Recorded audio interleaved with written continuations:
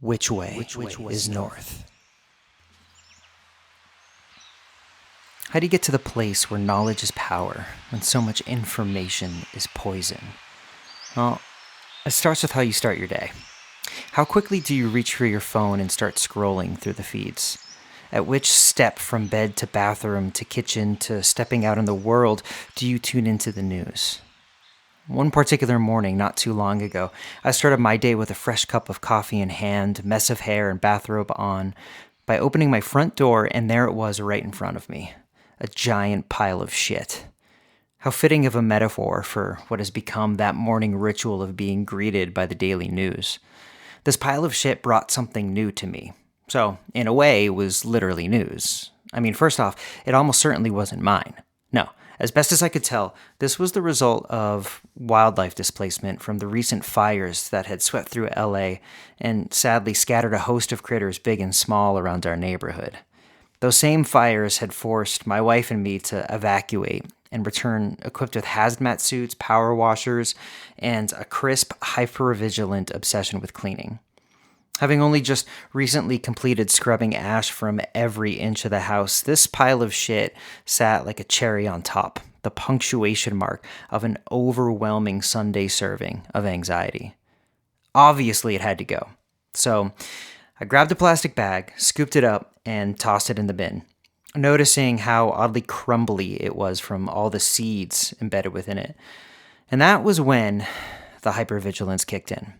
That was what sent the anxiety into overdrive. What kind of animal did that come from? Maybe I should look up the risks. Within minutes of searching for information, I'd come to the conclusion that this may have been raccoon scat. And this, according to the information I'd found, was very, very bad news. You see, from what articles online immediately taught me, raccoon scat should basically be treated like radioactive material, highly dangerous. And why? Because of the worms they carry that burrow into your brain and eyeballs, the eggs of which are small enough to become airborne if the scat is, crumbly. I mean, holy fucking shit. That's what this was a pile of. Without delay, I took the immediate and logical next step of spiraling into a debilitating panic attack that incapacitated me for at least the next 2 days. It was over, for me and my family. This would be our doom. Read it on the epitaph, on my gravestone. Here lies Will Cady. You should have let that shit be. R.I.P. P.S. Don't touch the worms. This spiral of information that this searching led me on was propelled, as they often are, by a deeper existential implication. Here was proof that nature itself is hostile and cruel. The world is a place from which I must constantly be on guard from, for my own and my loved ones' protection. To be a man is to fight back each and every day from the forces of evil that would deceive me. Even something as cute and benign as trash pandas is but a dangerous deception. This, of course, perfectly describes the emotional contours of a runaway hypervigilance anxiety spiral still vibrating in my nervous system from the real and present danger of actual catastrophic wildfire. See, our feelings run primary to the facts. We choose facts according to our feelings. It's not hard to find facts in this modern world to match the feeling that the world is a hostile and dangerous place. That doesn't make it true. It just makes it more believable. It describes the, shitty state of hypervigilant mind much of our culture lives in, constantly.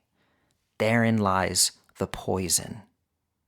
To that, I ask a simple question that has become an everyday carry logical tool of mine. How is that working out for you? It's like Occam's razor, but for emotional beliefs rather than logical explanations. Not a determination of the most likely facts, but a determination of the most effective feelings. Let's call it Raccoon's razor, where Occam's razor invites us to ask, what is the simplest explanation? Raccoon's razor invites us to ask, how is that working out for you? In an infinite universe, measure the truth of a theory by its simplicity and the effectiveness of it by its results. At the height of my panic, I was in a manic cycle of reaching for more and more information. And in the age of AI, my primary resource has become ChatGPT, which had done a thorough job of describing all the details of my doom in a way that masterfully protected its own liability. Should worst case scenario actually happen, in spite of its odds, I could never say it didn't tell me what was possible. It was, and, forgive me for giving a win to my home team on this, ultimately Reddit that saved my mind from shattering. My incessant searching of niche keywords only known to the raccoon shit initiated led me to a thread started by a man who had been on nearly my exact same emotional journey and found his way out of it. See, a pile of comments had gathered up on his post over the years since many, many others had come across his story and his post. It was like a life raft for the lost at sea, drowning in the very same emotional journey. Yes! Here was salvation. This man's story was our sanctuary. He is the rock upon which we could start our new religion. I kid, sort of. That probably is how such things happen. Now, what this prophet of poop had discovered and come down the mountain to share with his asynchronous congregation was a very simple and vastly researched new understanding. You're fine. Everything is fine. Stop panicking. It's not as bad as you think it is. As it turns out, from the abundance of links to research papers and reports that this comment thread and section had led me to, there have been less than 40 cases of raccoon scat brainworms in the last 40 years, each of which was tragically the result of behavioral disorders leading to children in the infirm eating soil. In fact, what the raccoons carry is a remarkable display of symbiosis that has even evolved to carry brilliant, graceful measures to avoid creating any danger to humans at all. Nature isn't constantly trying to kill you. In fact, it does remarkable things to protect you. This is all ridiculous. I know, because my wife told me repeatedly. But that's why I think it's such a perfect example of the informational poison we all are having to deal with every single day in this modern media landscape. See, it's easy to laugh at something like raccoon poop. It's not so easy to laugh at the consequences of the informational shit we eat every day about news and politics, about religion, about gender and sexuality, climate, and economic collapse. It's hard to find the funny in the daily routine of opening our doors to new piles of informational shit full of parasites eager to infect our brains. How is that working out for us? How do we get to the place where knowledge is power when so much information is poison? Oy. I do have a solution, rather a framework I'd like to share. Your relationship with information exists on a bell curve. Picture a graph with a line curving up, rounding out, and then curving back down with low points on the sides, and a rounded high point in the middle, shaped like a bell. The vertical axis of this graph, it represents your emotional state, rising and falling down. The horizontal axis represents information, expanding out as you gather more. At the low point, at the start of the bell curve, to the left, is ignorance. At the end is empowerment. In between is the emotional rise. Just enough information to pull you out of the bliss of ignorance, but not enough to push you toward the resolution of empowerment. It could be 90% correct, but that missing 10% is often the final push that you need to get to the other side. And that missing 10% is often not found, not made available to us. And take a moment and consider, where does the majority of the media you consume put you on this bell curve? Health tips from social media influencers, newspaper headlines about the daily actions of politicians, sordid tell-alls about the rich and famous, updates about climate projections, mishandling of beloved fictional franchises, safety hazards for travelers, clashes with protesters on the front lines, issues with the food supply, set photographs from upcoming films, channeled messages from interdimensional beings, refugee movements, indictment for all manner of crimes.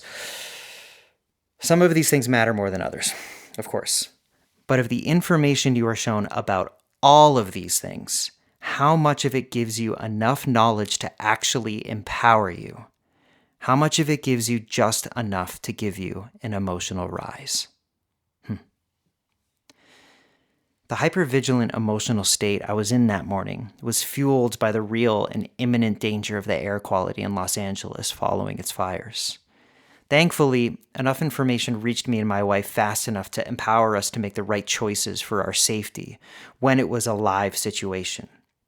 But that very same information circulated in my social media feeds for weeks, well beyond the time it took for the toxicity in the air to stop circulating around our home. As the poison diminished in the air outside, the poison increased in the information online. The more time that passed, the more information about the fires and feeds online was refined to emphasize the dangers for a broader audience and downplay the practical realities that determine who is and who isn't actually affected. Like parasites, these information sources exploited real needs to fulfill their own desire to spread. It's no wonder I was overwhelmed with anxiety at that time. It's not just coming from people in social media online either. It's coming from established brands and channels whose job it is to hold the public's trust, who should know better, or do know better. But still, they give just enough information to give you an emotional rise, not enough to empower you. Why? What happens when you're on an emotional rise? You search, you scroll, you click, you share, you turn up the volume, you stay tuned through the commercial break. And what happens when you're empowered? You settle, you stop, you tune out, you turn off, you stop being so plugged in. And that's not as easy to monetize. Think about which of these you spend more time in and ask, how is that working out for you? So what to do? It's imperative to recognize where you are on the bell curve at all times. Notice the emotional signature of the information that is being presented to you. Whenever you are being presented a story that gives you fear, anger, any activating emotion, interrogate whether or not you are being given enough information to be empowered or just enough to give your power to somebody else. That is where it becomes knowledge, when you know about what you yourself can do. I promise you, the vast majority of the time, things are not as bad as they're being made out to be. Even in the worst of news, there is always more that once known will empower you. And I say that as someone who has been in the middle of terrorist attacks, catastrophic storms, violent mobs, multiple situations where people close to me have died, and everything else we all have collectively been through. And it's rare that things truly are worst case scenario. And even when they are, there is always a path to something you can do. Information becomes knowledge, becomes power when it helps you find it. The news of the day is full of things to be worried about, whether presented to you from a pointy face in a sharp suit or a blurry image in a viral meme. Who is giving you this information and why? Are they truly giving you the full story? Or are they giving you just that 90% that keeps out the 10% that actually empowers you, that actually helps? You don't know enough if you only know enough to be worried. Information that empowers is always available. It's just not always easy to find. So you've got to just decide whether it's important to let it go and go back to ignorance, or to push on through until you find the information that empowers. The difference between medicine and poison is dose. The same thing goes for information. Audit what your information sources are doing to you emotionally. That is how you know when you're hearing from an expert or an entertainer. Experts have the experience to empower you. Entertainers have the incentives to give you a rise. Too many of them are out there digging through our trash and leaving piles of shit at your door. So the next time you start your day with an informational pile of shit, and let's be honest, you will, take an inventory of the emotional axis. Notice where you are on the bell curve. How is that information making you feel? Is it getting an emotional rise out of you? Is it doing anything to empower you? What beliefs about the world is it reinforcing? Put it on the bell curve of information and emotion. Put Raccoon's razor to it and ask, how is that working out for you? Oh, and by the way, I found out from my security camera that the pile of crap was from a coyote.